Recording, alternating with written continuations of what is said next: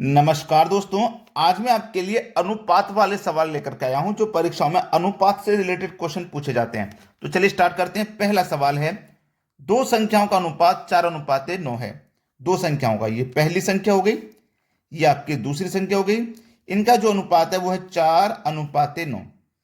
उनका अंतर 215 है। अंतर है 215। याद रखना, जब प्रश्न में अंतर कह दे तो अनुपात का भी अंतर करना।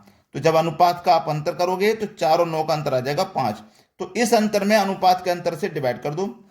5 चौको 20, 5 तिया 15, 43 बार में कटेगा। ठीक है। तो उनमें से छोटी संख्या ज्ञात करें। अब इन दोनों में से हमें छोटी संख्या पता करनी है, तो कैसे पता करेंगे? जो अनुपात में छोटी होगी वही संख्या छोटी होगी। तो अनुपात में छोटा 4 है, यानी कि पहली संख्या छोटी होगी। तो 43 का मल्टीप्लाई 4 से कर दो। 4 तिया 12 का 2 हासिल लगा 1, 4 चौके 16 और हासिल का 1 17, यानी कि 172 हो जाएगी छोटी संख्या। और ये दिया गया पहले ऑप्शन में बिल्कुल सही जवाब हो जाएगा। अब देखेंगे अगला सवाल। अगला प्रश्न है, यदि a अनुपात b बराबर 7:9 और b अनुपात c बराबर 5:7 हो तो a अनुपात c बराबर क्या होगा? चलिए, a अनुपात b अनुपात c। a का मान 7 है तो 7 लिखो, b का मान 9 है तो 9 लिखो, b का एक और मान है 5 तो b के ही नीचे लिखा जाएगा। ठीक है। c का मान है 7 तो c के नीचे लिखा जाएगा, लेकिन दूसरी लाइन चालू हो गई है तो वहां लिखा जाएगा। ठीक है। चलिए, अब ये जगह खाली बच गई और ये जगह खाली बच गई। ये जगह खाली बची ना, इसके बराबर वाली संख्या उतार दो 9। कुछ बच्चे कहेंगे सर बराबर में तो 7 भी था, क्यों नहीं उतारा? तो हम जब भी अनुपात में उतारते ना तो इस तरीके से उतारते हैं, ये सही तरीका है। ये लंबवत नहीं उतारते, ये गलत तरीका है। ऐसे लंबवत गलत होता है, ऐसे सही होता है। ठीक है। अब ऐसे सही होता है तो इसके बराबर में क्या है? 5, तो 5 उतार देंगे। तो 7 पंजे 35, 9 पंजे 45, 9 सत्ते 63। अब हमसे पूछा क्या है? ए और सी का अनुपात। तो ए का मान 35 है, ए का मान 35 है, और सी का पूछा है, सी का मान 63 है। अगर ये किसी संख्या से कटेंगे तो कटा देंगे, और नहीं कटेंगे तो ऐसे रहने देंगे। देखो कट जाएगा ये। 7 पंजे 35, 7 नीम 63, 5:9 हो जाएगा। बिल्कुल सही जवाब पहला ऑप्शन। अब देखते हैं अगला सवाल। अगला सवाल है, यदि a अनुपात b बराबर 3:4 और c अनुपात b बराबर 4:5 तो a अनुपात b अनुपात c क्या होगा? a अनुपात b अनुपात c क्या होगा? देखो a का मान 3 है तो 3 लिखेंगे, b का मान 4 है तो 4 लिखेंगे, c का मान देखो कितना है 4, और b का मान है 5। तो याद रखें, पहले c का दिया गया है तो c का पहले नहीं लिखोगे, आप पहले b का ही लिखोगे। तो b का मान कितना है? 4। तो वो b का मान है 5, तो पहले b का लिखो। b के बाद में c आता है, अब c का लिखो आप 4। c के नीचे दूसरी लाइन चालू हो गई, तो यहाँ पे इस तरीके से करना, कभी गलती मत कर देना इस प्रश्न में। उसने c पहले दे दिया, आपको फंसा देगा। अब क्या करोगे? ऐसे बराबर में लिखोगे तो 4, और ऐसे बराबर में लिखोगे तो 5।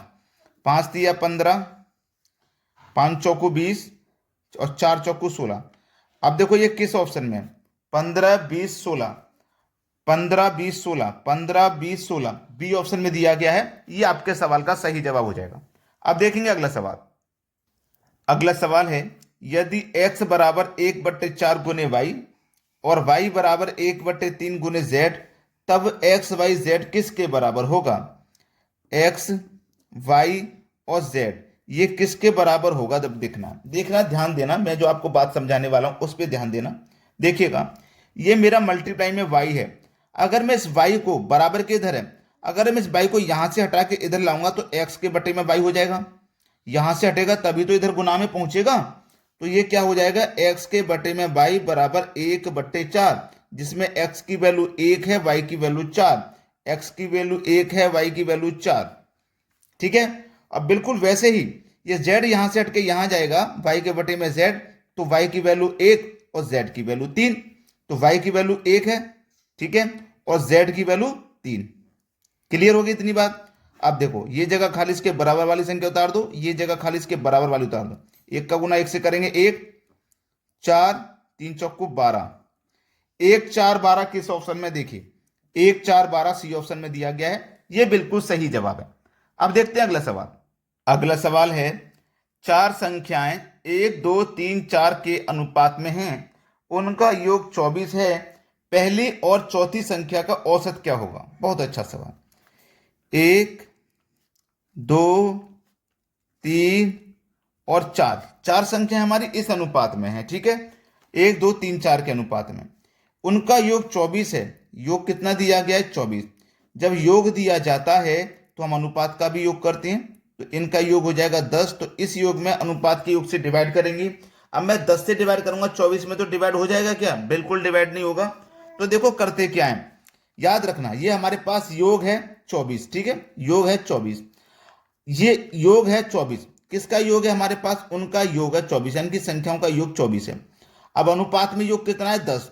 अनुपात में योग है 10 और रियल में योग है 24, तो 10 हमारा 24 के बराबर हो जाएगा।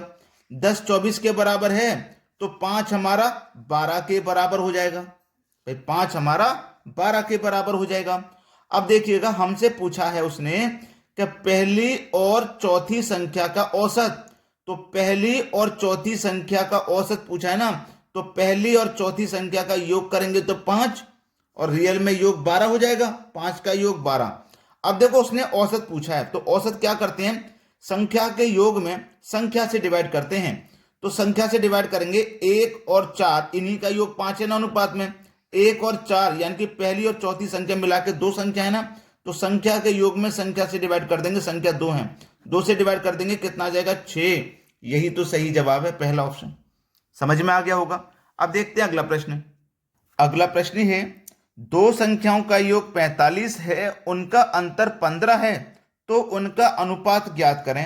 देखो, दो संख्याओं का योग 15 है, कोई दो संख्या ले लेता हूं मैं, x और y, इनका योग दिया गया है 15 और उन्हीं x और y संख्या का अंतर दिया गया है आपके पास 15, सॉरी योग 45 है, योग 45 है और अंतर 15 है।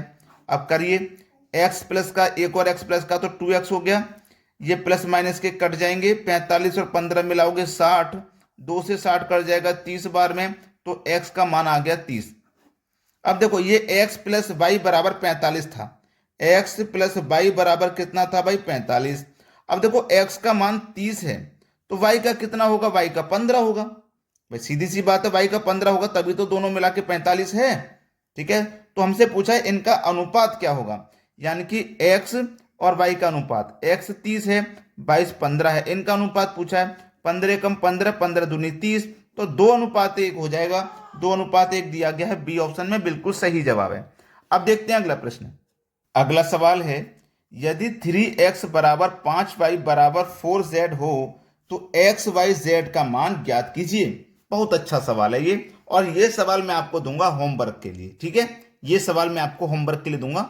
आप इसका आंसर मुझे कमेंट में बताइएगा क्या आ रहा है। मैंने बहुत बार इस तरीके के क्वेश्चन कराए हैं, तो आपने अगर वीडियो को लाइक नहीं किया है तो लाइक करें, और यदि शेयर नहीं किया है तो भैया सभी बच्चों तक शेयर जरूर कर देना। ठीक है दोस्तों, वीडियो देखने के लिए बहुत बहुत धन्यवाद।